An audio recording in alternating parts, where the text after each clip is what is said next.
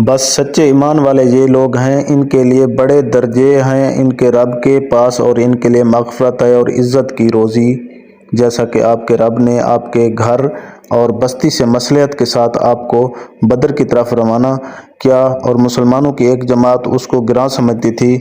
और वो उस मसलियत के काम में बाद उसके कि उसका ज़हूर हो गया था। आपने बचाव के लिए आपसे मशवरा बतौर मशवरा इस तरह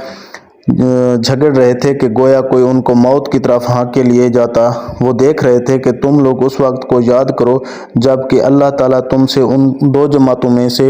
एक का वादा करते थे कि वो तुम्हारे हाथ आ जाएगी और तुम